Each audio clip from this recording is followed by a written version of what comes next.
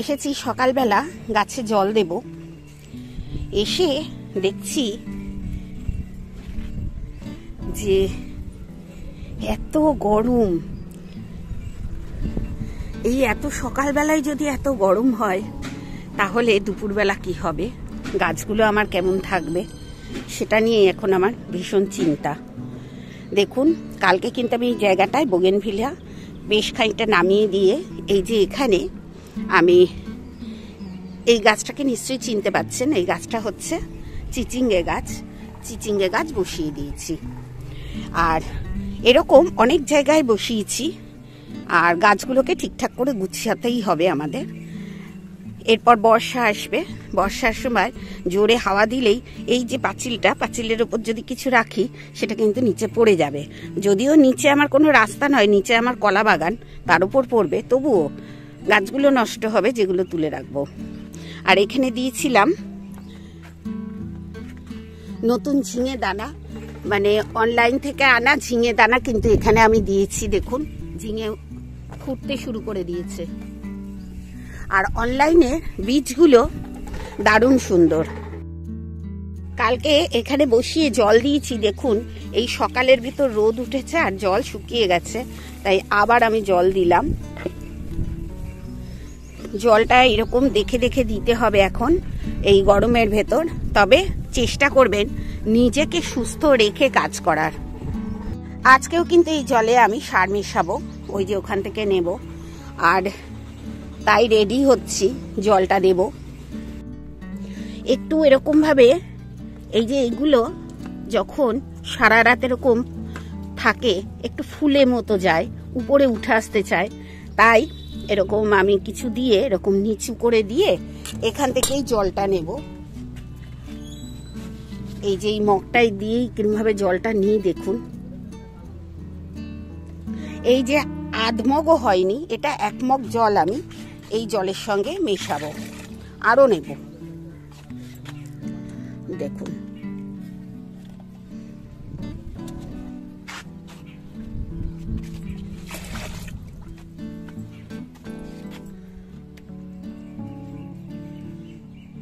এরপর এতে যদি কোনো জল দিই সেটা ওই আনাজ ধোয়া জল, কিংবা আমার এইখানেও রয়েছে মাছ ধোয়া জল, এই যে মাছ ধোয়া জল, এই সব জল দিয়ে দেবো।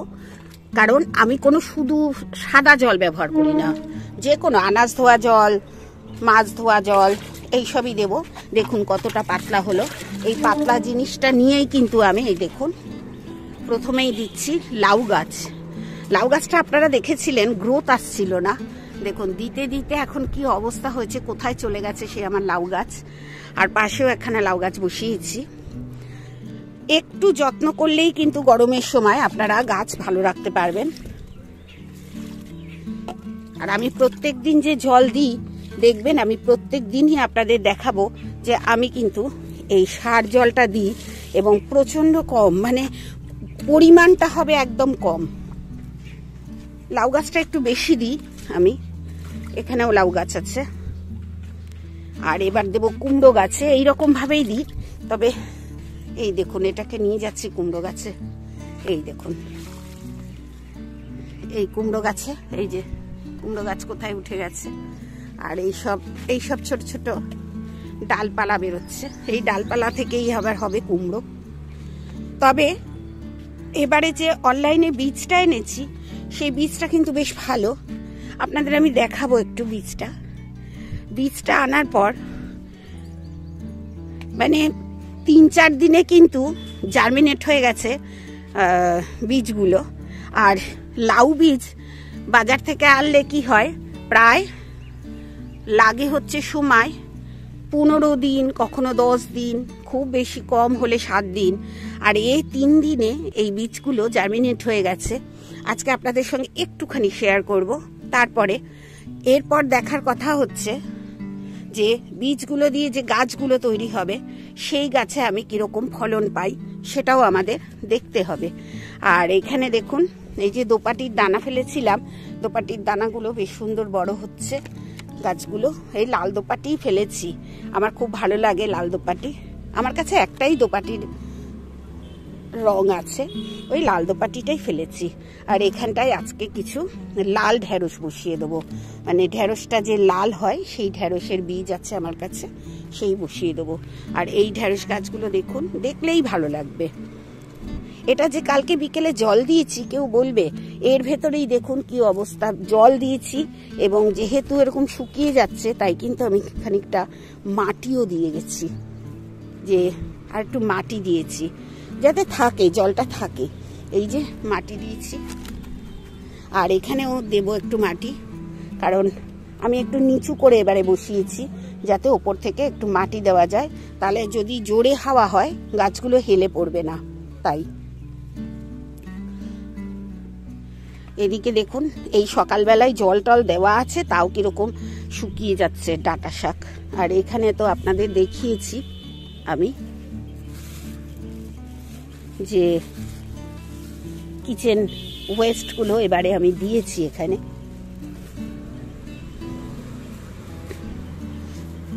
এই যে দেখুন কত কিচেন ওয়েস্ট আমি এখানে দিয়েছি, একটু দেখাই আপনাদের। অনেক কিছু আছে, কারণ কুঁদরিতে দেখছি খুব একটা ফল ধরছে না, তা আমি ভাবলাম একটু সার টার দিয়ে যদি হয়। ওই যে কুঁদরির গোড়া, এই যে এইটা কিন্তু কুঁদরির গোড়া, এই যে এইটা, এই গোড়ার আশেপাশে দিলাম, কিন্তু গোড়ার ওপর দিইনি, দেখেছেন? দেখুন গোড়ার ওপর দিইনি, গোড়ার থেকে বেশ খানিকটা দূরে দিয়েছি। আর এটা তো ফুটি গাছ, ট্রেন যাচ্ছে দেখুন, এটা তো ফুটি গাছ, এখনো কিন্তু ফুটি শুদ্ধ ফুল আসেনি, এসে যাবে যখন এত ফিমেল ফুল হচ্ছে। আর গতকাল একটা না ফুল দেখিয়েছিলাম যে কুঁড়ি, আজকে দেখুন সেই কুঁড়িটা কিন্তু ফুটেছে, এই যে ফুটেছে। এই রঙের আমার কাছে 2খানা গাছ আছে এখনো, আমি অনেক গাছ দিয়ে দিয়েছি, এরকম 4-5খানা গাছ ছিল আমার। আসলে নার্সারি থেকে যখন যেটা ভালো লাগে নিয়ে আসি, এসে দেখি আমার বাগানে কিন্তু সেই গাছটা আছে, তাই। আর এইগুলো দেখুন, এই যে আমরা তরল সারটা ব্যবহার করছি, এতে কিন্তু খুব তাড়াতাড়ি গাছ কিন্তু বেড়ে যাচ্ছে, বড় হয়ে যাচ্ছে। আর পুদিনা গাছের কথা কি বলবো, একটু বর্ষা আসলে নতুন নতুন চারা তৈরি করব। এই যে ফ্যাকাশে লাল জবা দেখুন কত হয়, আমি কিন্তু মানে ভাবছি এই গাছটা নিচে বসিয়ে দেবো, কারণ ছাদে জায়গা প্রচন্ড কমে গেছে। আর আপনাদের ভিডিও করতে করতেই দেখছি একটা সুন্দর গোলাপ ফুটবে, এই দেখুন এবছরই এনেছে, গাছগুলো বেশ বড় হয়ে গেছে। আর কি করে বেশ বড় করলাম সেটা দেখাবো, মানে বলবো আপনাদের, একদিন শেয়ার করব আপনাদের সঙ্গে। এবারে গাছ কিন্তু খুব বড় হয়ে যাচ্ছে, ভালো হচ্ছে, গ্রোথটা ভালো আছে। আর যে লঙ্কা গাছগুলো দেখাই, এই দেখুন লঙ্কাগুলো বারবার দেখাই, সেই লঙ্কাগুলোর ভেতর এই গাছটায় দেখুন পেকে গেছে লঙ্কা, তুলে নিয়ে যাব। এ দিয়ে একটু বীজও করব আর খাওয়াও হবে। এর আগেও তুলেছি আমি এই গাছ থেকে লঙ্কা, সবসময় তুলতে থাকি। আর এই নয়নতারাটার কালারটা এত সুন্দর, দেখুন কত ডিপ, ভারী ভালো লাগে। এরকম গাছ আমার কিন্তু আরো আছে, এরকম এই যে এখানেও আছে দেখুন, 2টো চারা তুলে এরকম ভাবে রেখে দিয়েছিলাম।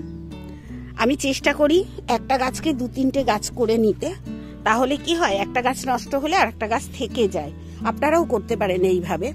এই যে দেখছেন আমার দেশি গোলাপ গাছ, এই গাছ যে আমি কত তৈরি করেছি তার তো নেই ঠিক, সেগুলো সব গ্রাউন্ডের যে বাগান সেখানে আমি লাগিয়ে দিয়েছি, পাঁচিলের ধারে ধারে।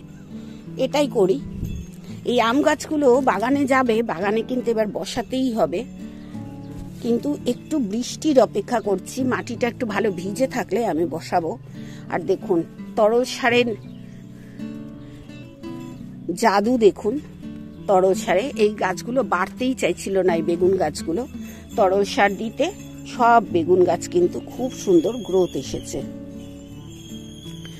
গ্রোথ আনতে কিন্তু তরল সারের জুড়ি নেই, আপনারা কিন্তু সেটা করতে পারেন। আর সার তো একটু একটু গাছে দিতেই হয়, সেই সারটা না হয় আপনারা তরল সার দিয়েই দেবেন। এবার আমি গাছগুলোতে ওই সার জল ব্যবহার করব, এবার সার জল দিয়ে দেবো। দেখুন সার জল দেওয়ার পর আশা করব আমার গাছে ফলন ভালো হবে। আর এবারে যে বীজ কিনেছি, বারবার বলছি, এই বীজটা কিন্তু আমি দেখে নিই কেমন হচ্ছে আর কি। বীজের থেকে আমার সবজি, তখন আমি আপনাদের সঙ্গে শেয়ার করব এই বীজ কেনা যায় কিনা। তবে হ্যাঁ, এই বীজ কিন্তু এবারে আমি তো দেশি বীজ ব্যবহার করি, আমি কিন্তু এবারে হাইব্রিড বীজ এনেছি। আর একটা জবা ফুল দেখুন, এই জবাটা তো আপনাদের অনেকবার বলেছি আমার ভীষণ প্রিয়। এই দেখুন, এটা কিন্তু আমার নিজের কাটিং করা। এই যে এইরকম গ্রো ব্যাগে আমি যখন ডাল কাটিং করেছি তখন দিয়ে দিয়েছিলাম ডালগুলো, তাতেই হয়েছে। এইখানেই থাকে, এইখানে আছে আসল গাছটা, বড় গাছটা। আর আজকে যে জবাগুলো ফুটেছে একটু দেখিয়ে দিই। এই যে মিষ্টি মিষ্টি কালার সব। আর এই একটা ফুল, আমি জানি না এই ফুলটার নাম কি, আমাকে টেকোমা বলে দেওয়া হয়েছিল। এরকম গাছ আমার অনেক আছে, অনেক রঙের আছে। এই দেখুন এখানে একটা আছে। আর যেটা সেন্টেড কুন্দ কিংবা ছোট পাতার কুন্দ, দেখুন কত ফুল ফুটছে। শুধুমাত্র গাছটা আমি একটু বড় জায়গায় বসিয়েছি, আর কিচ্ছু না। আর মাটি তো সবসময় আমার যেরকম তৈরি করা থাকে সেই মাটিতে বসিয়েছি। এইটাই তার দেখুন রেজাল্ট, কি সুন্দর হয়েছে। অনলাইনে যে বীজ এনেছি সেই বীজগুলো কত সুন্দর জার্মিনেট হয়েছে আপনারা দেখুন শুধু। আর আমিও অবাক হয়ে গেছি, মাত্র 3 দিন আগে বসিয়েছিলাম। সাধারণত 7 থেকে 10 দিন, কখনো 15 দিন লেগে যায় বীজ থেকে গাছ বেরোতে। কিন্তু এই অনলাইনের বীজটা আমি দেখছি খুব সুন্দর তাড়াতাড়ি জার্মিনেট হয়ে গেছে। এরপর দেখার কথা হচ্ছে ফলন কেমন হয়। সব কিছু দেখা হলে তবেই আমি আপনাদের সঙ্গে শেয়ার করব কোন অনলাইন থেকে আমি এই বীজ সংগ্রহ করেছি।